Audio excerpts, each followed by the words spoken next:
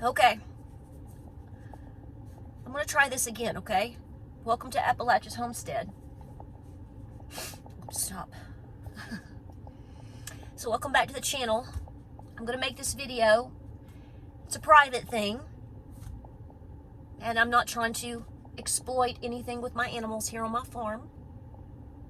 But I think it's important to share these things. If you are a follower of my channel, you know as well as I do that I have had a farm chief, if you will, and his name was Cochise. He has been a part of my channel since the day I got him back in 2015.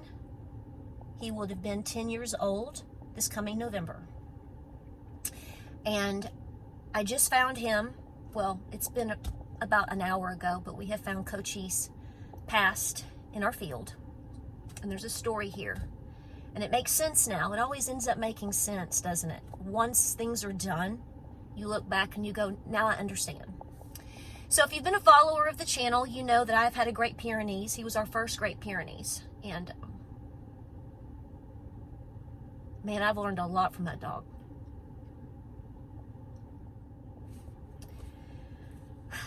So let me tell you this.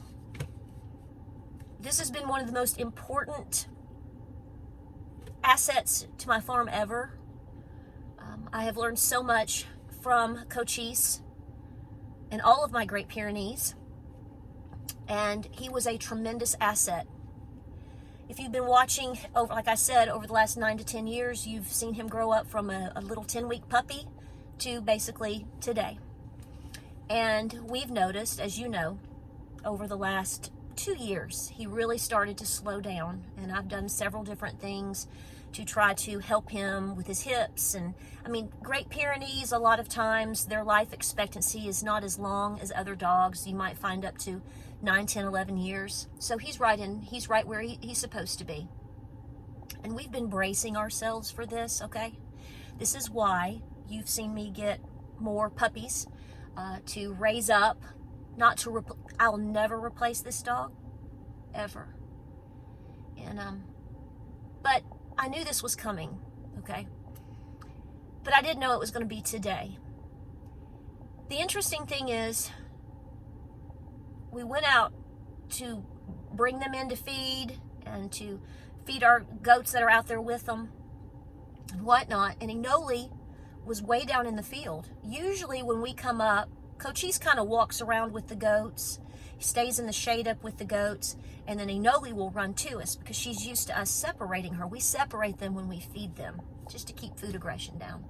She wouldn't come. This was just, an hour ago. And I told James, I said, she won't come up here. And I kept looking, and Cochise was by the fence in the shade, and she was on the other side of him, on the other side of the fence. She was in the other paddock, but up next to Cochise. I've never seen that before. And finally, she started to come, and I walked down there, and I told James, I said, I don't think he's moving. And he wasn't. And honestly, by looking at him, I think this happened within the last 2 hours. I mean, I know it had to have been after 3 p.m. because I made a video up here earlier this afternoon, and I was out, and then I looked up, and I saw him walking around. So I know that this happened after 3, before 6, so somewhere in that time period. These dogs have full access to full shade, constant. I have 2 massive water troughs out there. Enoli's doing great. All my dogs are doing great. We really try to watch their heat stress. As you know, Great Pyrenees are double coated, so they actually deal with the heat very well. I mean, to a point, you have to obviously do extra things for your animals, but he was out there guarding his goats, I actually didn't think that Cochise would live this long, considering how he's been over the last 2 years. You've seen me make videos with his supplements that totally changed and transformed his life. The You Move, I totally stand by that product. I will tell you that since I started him on that back in the winter, I think we actually gave him another at least 6 months of life. And even James said, you transformed that dog. He said he got to run.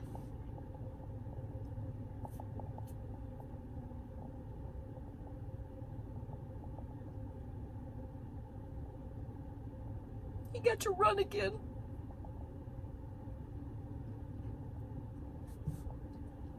I'm sorry. Anyway, I should have known, though, that something was coming. Because this morning, when I went out to feed my goats, and he stays with my goats 24/7, and I bring Inoli in to feed, separate for a while, and then I put her back out with him. And I leave him out there, but I feed him separate from the goats. Because he is a little territorial. He was a little territorial, even with the goats. And like, if he's eating, he doesn't want turkeys or the goats to come around him. You know, it's just a typical male. He's guarding his food, right? Huh. Well, this morning, I go out and I fed my first initial bucket of feed, and then when the goats are separated over, I feed him up against the fence. So there's like 30 feet away, right? And I fed him, and I turned around, and I kind of stay out there because I'm picking up the hay, and I was about to milk. I was actually about to milk, and I heard him start to growl, and I turned around. And he ran all the way down to the goats' troughs, 30 feet away, and he actually he attacked one of my pregnant does this morning. Now, he didn't keep at her. He snipped at her leg, and it caused her to run, and she fell. Now, she is okay, and I got really upset about that.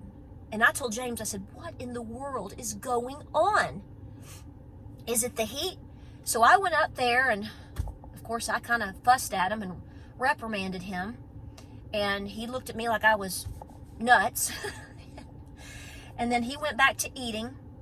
And like I said, I brought his bowl. I always pick his dish up. He's never aggressive towards me. That dog never, ever, ever was aggressive towards us. Aggressive towards other things, protecting us, but never towards us. And I told James, I said, if that happens again, we're going to have to consider bringing him back into the barn or doing something. I said, because I can't, like, what? I said, what in the world is going, what in the world? Well, clearly, I think he knew he was dying. I think that was the most abnormal behavior I have ever seen. You know, a dog, when they're eating, they're like, you know what I'm saying? But for a dog that protects these babies and protects everybody to, on his own, leave his food, turn around, and run down the paddock and start snipping at a pregnant doe who was eating her own food, not even facing him. So, if you see some strange behaviors with your animals, I think you should really, really take caution with that. I mean, that's a no-brainer. I knew something was off, but I didn't think that it was going to lead to this today. So, I'm so thankful for this dog and everything that he has done for our homestead and for our family and our livestock, and even for you, because I've been able to share him and been able to communicate with you about these awesome dogs and to teach you about it and to learn and grow myself. What I am most thankful for, because there is a silver lining here, I didn't have to make a decision. He did me I don't want to say he did me a favor, but I have to tell you, and I think this is normal, that when you have an elderly dog, cat, whatever, pet, and you know they're getting up in years, and especially when they start having health problems, the biggest dread is that you're going to have to make a decision. And I didn't have to make a decision today, because we all know how painful that is. I mean, obviously we never want anything to suffer. He's never shown that especially in recent months, that he was suffering. Now, like I said, he got slow in his hips. He slowed down. And I knew someday this was coming, one way or another, due to age. But I really was excited because he's really been, like I said, he's just taken charge the last 6 months or less. I mean, he has been like a whole new dog. He really has lived his best life. I will tell you this, up until today, up until that moment this morning, which blew my mind and our mind, we were like, that old fella has lived his best life the last 3 to 6 months. And I am just so thankful that I was able to witness that and be with him every day. And he has protected my babies, protected us.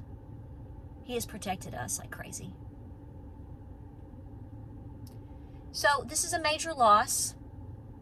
It's not a total shock, but I have to process through it, just like you would if you lost your best friend.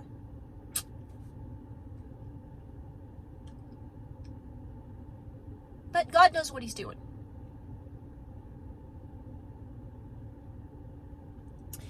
These animals on your farm and on your homestead, even at your house, especially the ones that you know have a special line of duty to protect you and your family, are irreplaceable.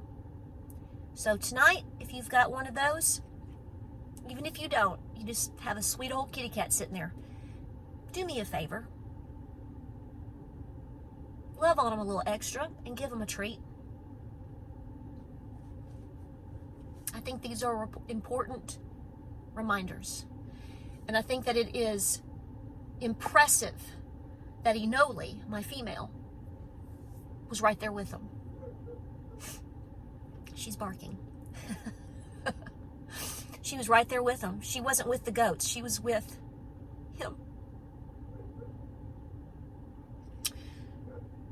So now we have a big decision. As you know, I have the new 2 Pyrenees puppies, and I had gotten to the point of actually, because a lot of you have asked, what are we doing with them? And, you know, they have bonded so hard to us.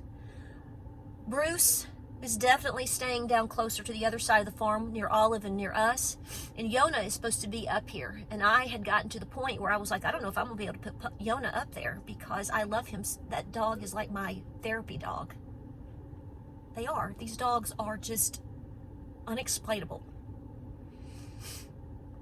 So now I have to make the decision, what are we going to do? I will make that in time.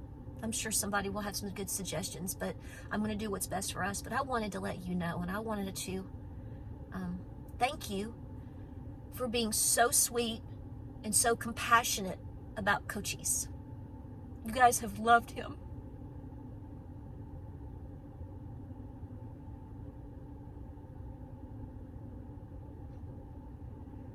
It's going to be okay. And I'm just so thankful. Thank you, Lord.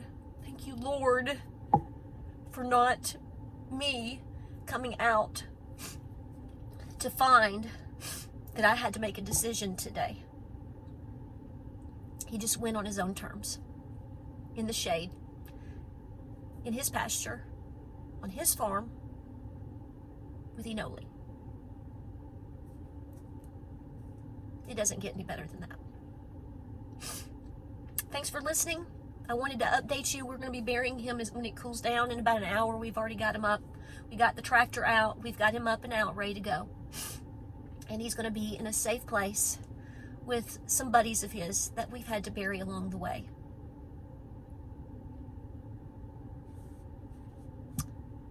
I'll see you guys on the next video. If I don't make a video for a day or two, you know why. It's okay. So have a great weekend. Thanks for listening. Love your critters. Love on your spouses. And I'll see you guys soon.